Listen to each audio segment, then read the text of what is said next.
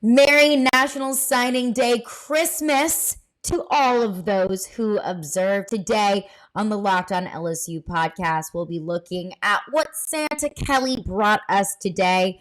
Some of the recruits that LSU was honing in on that will end up in the purple and gold next season. Some players that LSU didn't end up getting. And one player that LSU had their eyes on and why he ended up in the headlines today, but not necessarily for what he did on the field or what he did on National Signing Day today. We'll get into that as well as what another SEC head coach had to say about the current state of college football, what I think about it, and how it could potentially affect LSU down the road. All of that and more on the Locked On LSU podcast.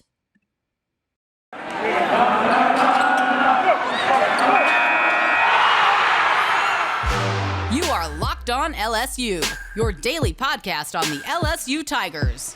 Part of the Locked On Podcast Network, your team every day.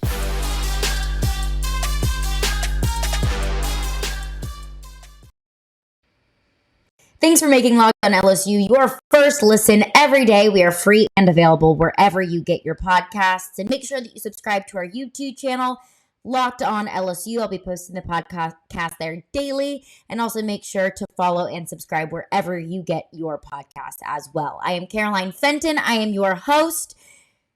I'm an LSU alum. I covered LSU sports from 2015 to 2019 for student media at LSU, at WAFB TV, and also for ESPN in Bristol, Connecticut. But currently, I am a radio host at ESPN 1025 The Game here in Nashville, Tennessee, where I cover the NFL, the NHL, college football, and our local teams here. You can follow me at Caroline Fenton 1 on Twitter. You can also follow the Locked On LSU Twitter at Locked On LSU. I'll be posting podcast updates, LSU updates on that page as well. Also, like I said, make sure to subscribe to the Locked On LSU YouTube. You can subscribe at that button below.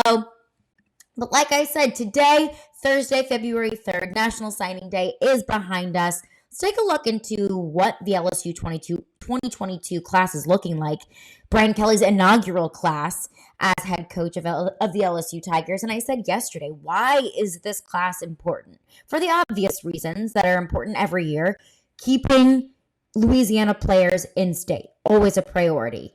Establishing a presence in surrounding states, in Texas, in Georgia, in Alabama, and Mississippi, also a priority. But this one is different because it's Brian Kelly's very first recruiting class. And it's the recruiting class to say, hey, look, I know I've never recruited in the South before. I know very obviously that I may never have even stepped foot in the state of Louisiana before, but I can recruit here. And that's why that was so important. But we'll look at the good and the bad of the recruiting class today. So LSU currently sits with 15 high school signees, the number 12 class for high school signees. In the transfer portal, they have 12 total transfers in the transfer portal, the number 3 class in the transfer portal. Total, they're sitting at 27 signees, the number 6 class overall in the 24/7 overall rankings, which leaves them 5 spots left for transfers in the spring. Now, there are some players that they were targeting, maybe some positions that are positions of need that they didn't necessarily pick up today, but those will absolutely be priorities moving forward in the transfer portal. But let's look at the good, because there was a lot of good today. Started off National Signing Day signing Jalen Davis Robinson, a 3-star corner out of Texas. Like I said, that was a priority. Establish your dominance in Texas and Florida and Georgia and Mississippi, Alabama, all of these competitive states around Louisiana. Establish yourself as a recruiting presence there. So check that box. Everything that I've read about Jalen Davis Robinson is just speed. He ran track in high school, ran the 4x1, the 4x2, the 100, 200 meter in high school. Even Brian Kelly said it himself. You just can't coach that kind of speed. So that's a huge pickup for the Tigers there, because corner is a huge position of need for LSU this year. It's the second freshman corner to join this class. So adding a bunch of depth to that position, especially losing Derek Stingley Jr. to the draft, Eli Ricks to the transfer portal. Corner and defensive back is a big position of need for LSU, so a big get there. Jalen Davis Robinson, the 3-star corner out of Texas. Also, the biggest signing of the day. This was a signing that quite literally made me stand up out of my chair and do a little like silent scream because I was so excited about it. This was a recruit that I was really high on in yesterday's episode, and that is 5-star linebacker Harold Perkins, the top linebacker recruit in the country, is headed to LSU, a New Orleans native who originally committed to Texas A&M last month, decommitted a few weeks later, and he has ultimately decided to stay home and will add more depth to that linebacker position that will definitely be hurting without Damone Clark next year. He also played running back in high school, and I doubt that's necessarily where he's going to make his mark with LSU. But with his experience at the running back position, it could come in handy, which unfortunately brings me to the bad of National Signing Day. And I say bad. I don't really mean it was a horrible day, that it wasn't a slam dunk day, because you're not going to get all of those guys that you had your eye on. You're never going to get all the recruits. These are the recruits that LSU missed out on. First and foremost, running back Trevante Citizen, 4-star out of Lake Charles. He will ultimately decide to sign with Miami. Now, if you listened in yesterday, I said, the number one, number two schools that he was looking at, LSU and Florida. And I said, yeah, he's also looking at Miami and Auburn, but it's going to be LSU or Florida. So it was a little bit of a shock to me today that he ultimately decided to head to Miami. But the silver lining here is that he's not going to Florida or Auburn or another SEC rival. He's taken his talents to the ACC. So a little bit of a silver lining there. And also LSU is pretty set running back room, considering this a John Emery return this next season. But the reason why this one hurts, and I go back to my priorities for National Signing Day, it was an in-state kid that's going elsewhere. It's a 4-star kid with a ton of national respect that is in your backyard, and he decided to leave Louisiana to take it to Miami instead. So that's always going to hurt, losing your in-state guys. It's going to happen, but that is a priority of mine, is keeping those boys in the boot. LSU also loses out on safety Jacoby Matthews, which this one hurt. Because yesterday I was talking like Jacoby Matthews has already had the purple and gold jersey, that his name was already on top of a locker room in Tiger Stadium, because I really thought that's where he was going to end up going. It was between Texas A&M and LSU. Ultimately, he chose Texas A&M. He was a one-time LSU commit. LSU was the overwhelming favorite to land him. He could have added even more depth to that backfield that I mentioned that is an incredibly important need for LSU. He's a big body that could have added to LSU deeply to backfield, so definitely a hurt there. Not only losing an in-state kid, but also losing him to an SEC West rival. That's a bit of a hurt there. He's from Ponchatoula, left to go to Texas, so that's kind of a tough loss there as well.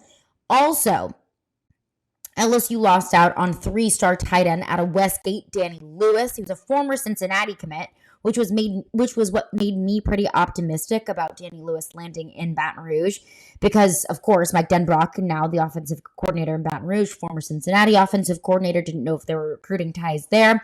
Thought LSU would be the natural landing spot, but he is taking his talents to Tuscaloosa.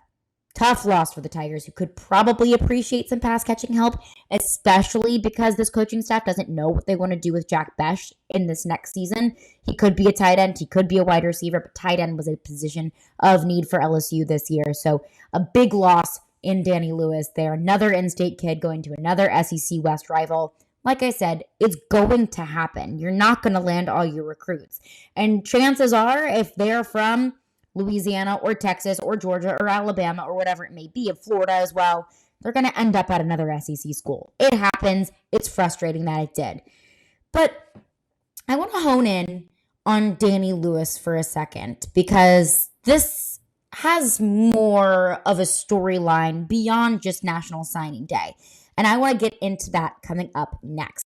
But before we do that, allow me to let you know that BetOnline has you covered this season with more props, odds, and lines than ever before as football continues its march through the playoffs right to the big game in a couple weeks. BetOnline.net remains the best spot for all of your sports scores, podcasts, and news this season, and it's not just football. BetOnline has up-to-the-minute info on pro and college hoops, the NHL, boxing, UFC, along with live real-time updates of current games. So if you want to live bet, if you want to throw some money on a game in real time, you can do that with betonline.net.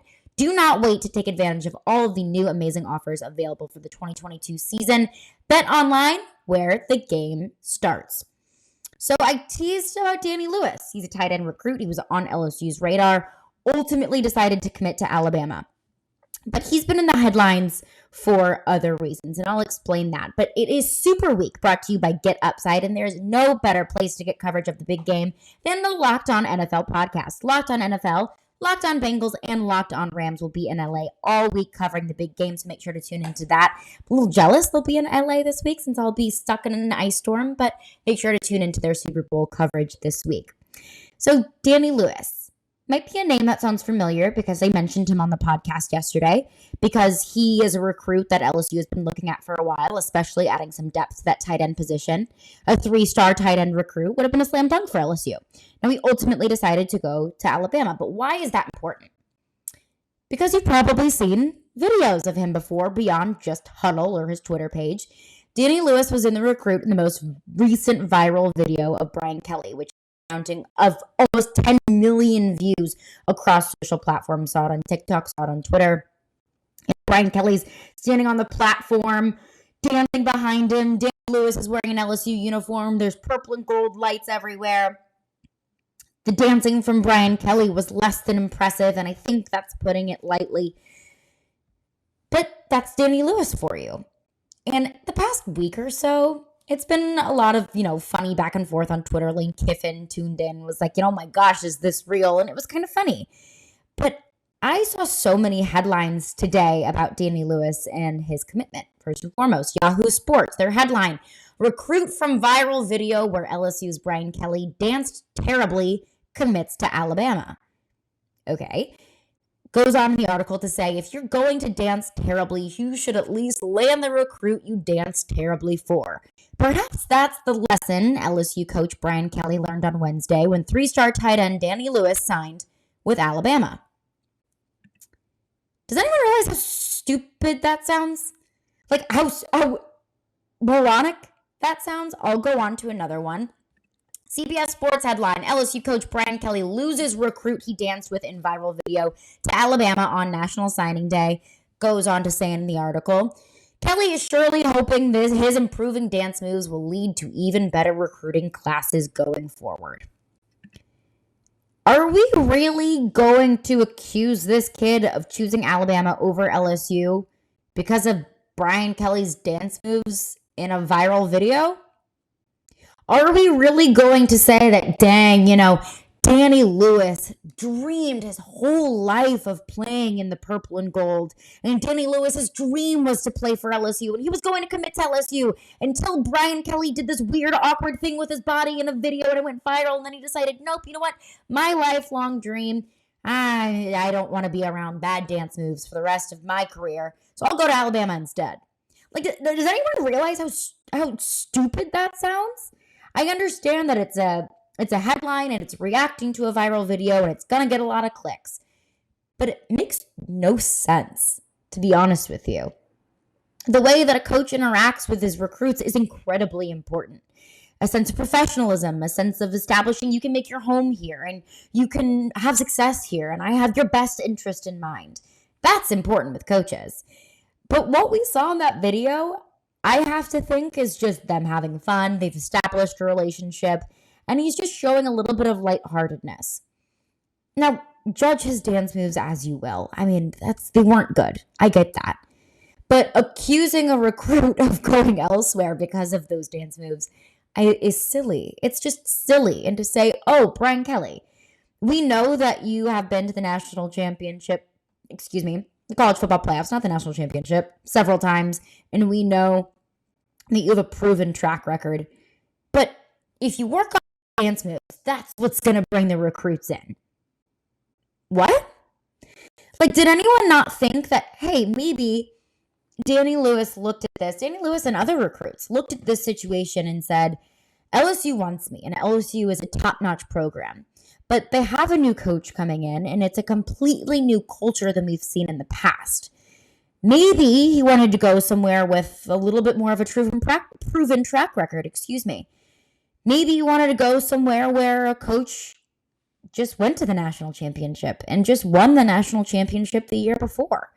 Maybe he's looking at NIL deals. Maybe he got more money for the local Tuscaloosa company. Maybe he's more impressed with the trajectory that Alabama's program is on over LSU's. Maybe he wants to follow Alabama's championship culture. Maybe he likes the coaching staff and Alabama better, and it has nothing to do with the way that they interacted with recruits on visits. Maybe you didn't look into that. Maybe you think it's because of his dance moves and not because of incredibly logical other reasons where recruits may want to go. I mean, I go back to the original viral video that was posted of Brian Kelly's atrocious dance moves. It's Walker Howard, and I don't think Walker Howard's going anywhere just because Brian Kelly's awkward. It's silly to think that a recruit would go anywhere else other than where he feels he needs to be. But coming up next, what another SEC head coach had to say about the direction of college football and how it could affect LSU in the future. I will get to that and more. But before we do that, I'll let you know about an incredible app that everyone who buys gas needs to know about, and that is GetUpside. My listeners are earning cash back for every gallon of gas every time they fill up. Just download the free GetUpside app in the App Store or Google Play right now. Use the promo code TOUCHDOWN for NFL or SCORE for college for 25 cents per gallon or more on your first fill up. Cash back. Don't pay full price at the pump anymore. Get cash back using GetUpside.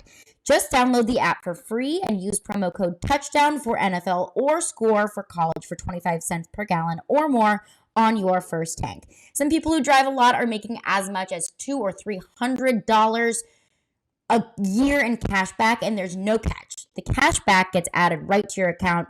You can cash out anytime in your bank account, PayPal, or an e-gift card for Amazon and other brands.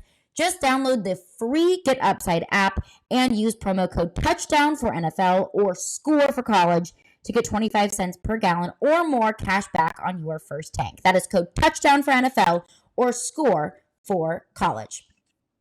Now, I mentioned that there was another SEC coach who made up, honestly, in my opinion, a pretty decent point.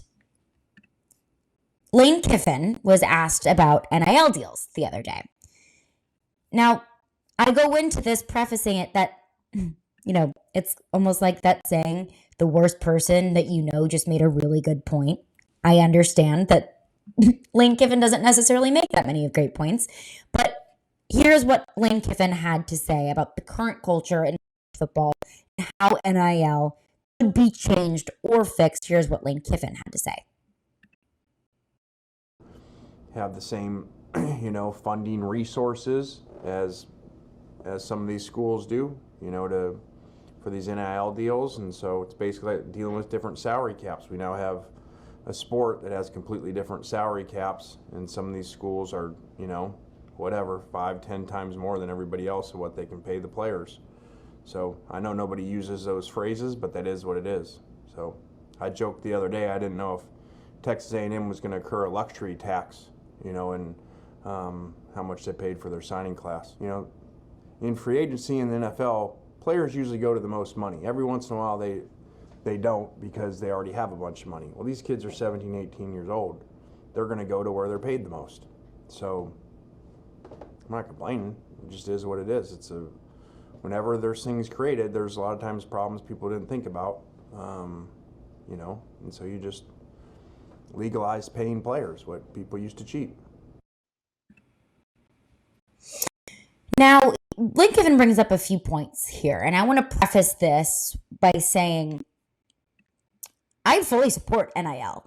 I fully think that players should be making money off of the brands that they create themselves, because there is nothing more twisted than the thought of these players going out there, working their butts off, day in and day out, creating brands, creating money, increasing buzz for their schools, and they didn't see a cent of it. And it was all of the people at the top that would just rake in the cash. I approve of NIL just as much as the next person. But Lane Kiffin brings up a good point. We're kind of living in the wild, wild west in terms of NIL here. I mean, the NCAA essentially said, okay, all of these rules that we had in the past no longer exist. And you can now, and I don't like to use this term, as Lane Kiffin said, pay players, but now players can earn money off of their name, image, and likeness. Now players can benefit off of the brands that they created for themselves. And there's really no rules or regulation. And I'm a firm believer that sometimes no regulation is the best regulation. But when it comes to evening a playing field, there needs to be some sort of guidelines, regulation, cap. Because if not, the big get bigger and the small don't just become smaller, they become obsolete. And Lane Kiffin in that clip mentions the NFL salary cap. And that's exactly why the NFL instituted a salary cap, was because the Dallas Cowboys were just winning everything every year because they had the most money. They could throw the most money at the best players, and where are you going to go? Where you get the most money.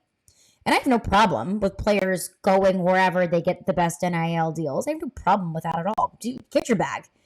I have no problem with a kid growing up in Ponchatoula who wants to go to Texas A&M because there's a Texas A&M NIL deal and he's able to provide for his family something that he's never been able to do before. I have never experienced that before, and I'm not going to judge anyone for doing that. I fully endorse that. But like I said, the big get bigger and the small get obsolete. If there's not some sort of cap or regulation or some sort of guideline for NIL, then these schools such as Texas A&M, and honestly, LSU is one of them, the Clemsons and the Georgias and the Texas A&Ms and the LSUs and the Miamis, the Floridas, the biggest schools in the country are going to continue to throw money, and it's going to amount to millions and millions. And there's other issues that arise and that have always been a potential question in terms of NIL, of is it going to cause problems in the locker room? And I'm not really necessarily worried about that. But I do think that if you're going to introduce this new element into college football, which NIL absolutely is, it needs to have some sort of guidelines. How do you do that? How do you monitor NILs and how do you institute a cap? I have no idea. I'm glad it's kind of not my job. Does it come down to every school has X number of dollars that they can spend? I don't know. I don't really necessarily think that works. Is it by the size of the school? Is it by conference? Okay, in the SEC, you have $100 million to spend on your recruits. Go have fun. I don't know. I mean, is it the kind of thing where you look at it like in the NFL, where there's a certain market per position? For the NFL, you look at, okay, $30 million-ish for a starting quarterback. Do you look at that, where we're going to invest about $1 million to $3 million of our NIL deal caps for our quarterback? I don't know. You know, $500,000 cap for a running back. I don't know. That's not my job. But something needs to happen before it gets out of hand. Before Texas A&M gets their oil money boosters to come in and pump hundreds of million dollars into their recruits, and all of a sudden Texas A&M is a force to be reckoned with that nobody can keep up with because nobody has that kind of money.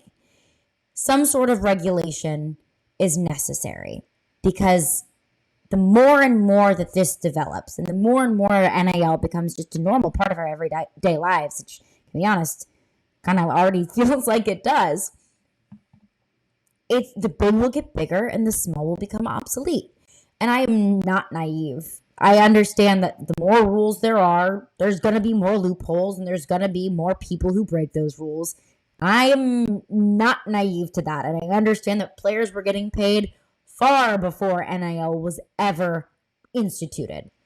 But in order to maintain at least some sort of an even playing field here in college football, NIL needs to have some sort of regulation. And I think that it goes back to a lot of college football fans, I guess, complaints with college football is that what is it? It's always the Alabamas. It's always the Clemsons, the Ohio States. It's always the same teams that you see in the Final Four. And without NIL regulation, and the longer that this goes on, and the more that these recruiting classes come in based off of NIL decisions, the more you're going to see that. The more that you're going to see only the schools with the most money making it to the biggest stages. And to be completely honest with you, that's not what I think college football is about. Players should get paid. But also, we get into the Wild Wild West, we're going to have way bigger problems on our hands. But that's going to do it for me on the Locked On LSU podcast for the day. We took a look at the recruits that LSU signed on National Signing Day, what it looks like moving forward for LSU, some players that they may have missed out on, and how they can bridge those gaps in the future. And also an LSU recruit that made the headlines in kind of for the silliest way possible. And also Lane Kiffin made a very fair point about NIL in the future and how we can bridge that gap in the future. Again, I'm Caroline Fenton. Feel free to follow me on Twitter at CarolineFenton1. Give Locked On LSU Twitter a follow at Locked On LSU. I will post podcast updates throughout the week.